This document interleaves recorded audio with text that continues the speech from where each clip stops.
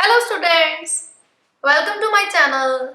I am again here with very interesting topic which is of numericals of dimension analysis. As you know कि हमने जो previous videos हैं उनमें हमने dimension analysis के numericals की कुछ types जो हैं वो discuss कर ली हैं already. तो हम आज इसमें एक नई type जो है वो डिस्कस करेंगे. नई टाइप मीन्स हम कैसे डायमेंशन एनालिसिस को यूज कर सकते हैं इस मेथड से. ठीक है जी, तो देखते हैं जी मेथड क्या है हमारा. तो इसमें क्या है कि हमने करना क्या है, ये नेक्स्ट टाइप है हमारे न्यूमेरिकल्स की, जिसमें हमने अगर किसी कांस्टेंट की, सपोज कर लो कि इक्वेशन में अगर आपको कोई कांस्टेंट गिवन है, ठीक है जी, कांस्टेंट के आपने क्या करने हैं, डायमेंशन फाइंड करने हैं. ठीक है जी, to find that method is to find the dimensions, okay, dimensions of a constant in the given equation. okay, in the given equation. तो कैसे हम फाइंड करेंगे वो देखते हैं. ठीक है जी, इसके लिए हम इस मेथड को एक्सप्लेन करने के लिए कोई एग्जांपल ले लेते हैं. Let us consider, that is the first example I am taking. Let us consider I have the equation x is equal to a plus b into t plus c upon d plus t. Okay, and this is a given equation x is equal to a plus bt plus c upon d plus t, and the information about this equation given to us, that is x, that is the distance. Okay, t is the time, a, b, c, these are the constants.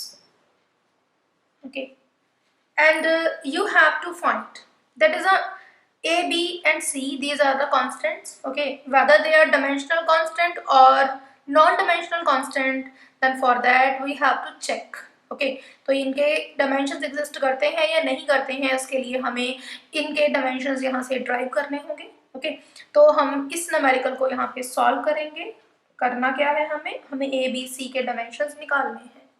ठीक है जी, तो dimension analysis को use करना है. कैसे करेंगे देखते हैं.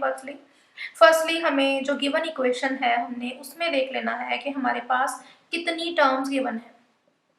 टर्म्स जैसे कि हमने पहले भी डिस्कस किया, टर्म्स मीन्स जहां हमारे पास प्लस माइनस या इक्वल टू आ गया, ठीक है, तो वो क्या बन गई है, एक अलग टर्म बन गई है. मल्टीप्लिकेशन और डिवाइडेशन से सिंगल टर्म रहती है, जहां हमारे पास प्लस माइनस या इक्वल टू है वो हमारे पास क्या है, अलग टर्म है.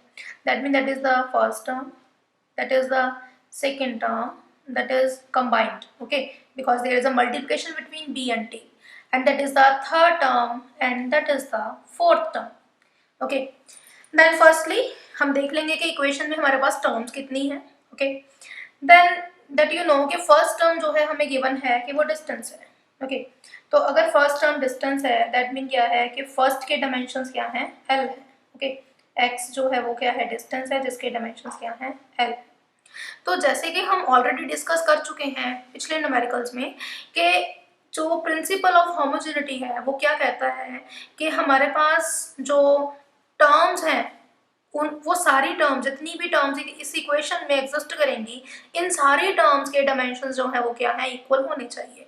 वैसे भी अगर हम देखें तो जो लेंथ है वो लेंथ के इक्वल ही हो सकती है. ओके, मास के इक्वल होगा, एरिया के इक्वल होगा. तो अंडरस्टूड है कि अगर हमने यहाँ इक्वालिटी का साइन डाला है, then these two terms are equal, means they will show the same physical quantity. If that shows the length, then that term also shows the length, that term also shows the length, that term also shows the length, because length can be equal to length और length can be added to length. Okay, length को length में add कर सकते हैं. मेरा point note कीजिए यहाँ कि हम लेंथ को लेंथ में ऐड कर सकते हैं और लेंथ ही लेंथ के इक्वल हो सकती है. हमने कभी नहीं देखा कि हमने 4 सेकेंड्स को 3 मीटर के इक्वल कर दिया. That can't be possible. ठीक है जी, हमने कभी नहीं देखा कि मैंने 4 सेकेंड्स में 3 मीटर को जोड़ दिया, कभी नहीं किया हमने ऐसा. दैट मीन क्या है कि same physical quantity can be added और सब्ट्रैक्टेड और equal to same kind of physical quantity. Okay, that mean क्या है कि अगर हमारे पास x जो है फर्स्ट टर्म जो लेंथ को रिप्रेजेंट कर रही है, तो सेकंड भी लेंथ को रिप्रेजेंट करेगी, थर्ड भी लेंथ को रिप्रेजेंट करेगी, फोर्थ भी लेंथ को रिप्रेजेंट करेगी. और इसी मेथड से हम क्या करेंगे, ये सारे कॉन्स्टेंट्स के डायमेंशंस को निकालते जाएंगे। तो फर्स्टली एक्स के डायमेंशंस एल हैं, okay, then apply the principle of homogeneity. तो होमोजेनिटी का प्रिंसिपल अगर हम लगाएं तो यहाँ क्या है हमारे पास, ये लेंथ है, ठीक है। तो सेकंड टर्म क्या है, A must be equal to L, length के इक्वल होनी चाहिए, ओके। तो यहाँ से नेक्स्ट देख लेते हैं। तो हमने ये सब पे अप्लाई कर दिया। Similarly third term b t, that also must be equal to L, okay. Now t is a time, you can write it as t that is equal to L, then that will give you the dimensions of B, that is L by T, or you can say that is LT minus 1, okay. Similarly you can find the dimensions of that term, okay, C upon D plus T, okay, that is equal to, must be equal to L because that is again the single term, okay, and that is added to this term having the dimension L. So you can say C upon D plus T, इसके भी dimension क्या है, L के equal होने चाहिए. C is the constant, okay. Now D plus T, now D is added to T, that means time में कुछ factor add हो रहा है. तो जैसे कि हमने पहले डिस्कस किया, टाइम में टाइम ही ऐड हो सकता है. अगर टाइम में टाइम ऐड हो रहा है, ओके, तो इन दोनों को मिला के जो नई टर्म आएगी वो भी टाइम ही आएगा, ओके. जैसे मैंने 2 + 3, 2 सेकेंड 3 सेकेंड को मिलाया तो 5 सेकेंड बना है, तो ये टाइम ही, ओके. तो डायमेंशन न्यूमेरिकल वैल्यू डिफर कर रही है बट डायमेंशन क्या रहेंगे, same. Similarly D plus t, that mean क्या है कि मैंने टाइम में डी ऐड किया, टाइम में टाइम ही ऐड होगा, तो डी के डायमेंशंस यहाँ से हमें क्या क्लियर हो गया कि जो डी है, ओके, डी जो कांस्टेंट है उसके डायमेंशन टी के इक्वल है, ओके, उसके डायमेंशन क्या है, टी के इक्वल है, because that is added into time. Now t plus t, that is 2t, okay. तो 2 is the numerical value, you can leave that, okay, because that is a dimensionless quantity. Then that is C upon T, that is equal to L, okay. I am repeating the same term कि C upon D plus T जो है हमने इसको लिया, इसके dimension L के equal होने चाहिए थे, क्योंकि ये जो है फोर्थ टर्म है जो सेकंड थर्ड और फर्स्ट जो है इनके इक्वल है या इनमें ऐड हो रही है. तो क्या है कि इसमें हमने क्या देखा, और D जो है वो T में ऐड हो रहा है. T क्या है, टाइम है, टाइम में टाइम ही ऐड हो सकता है, तो D के डायमेंशन T के इक्वल है. टाइम में टाइम ऐड करोगे तो अगेन आंसर टाइम ही आएगा जिसके डायमेंशन T ही होंगे. सो D plus T that will give you again time, time के डायमेंशन T है तो मैं इसे T लिख सकती हूँ. तो यहाँ से C के डायमेंशन क्या आ गए, that is L into T, okay. तो हमने क्या किया, ऐसे हमने इन सब के डायमेंशंस जो है वो फाइंड कर लिए.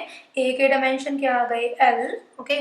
B के dimension LT minus 1, okay, and D के डायमेंशन T एंड C के डायमेंशन क्या आ गए, LT. Okay, so by using this method you can find the dimensions of a constant, okay, whether that is given to you, that is a dimensional constant or dimensionless constant, ठीक है.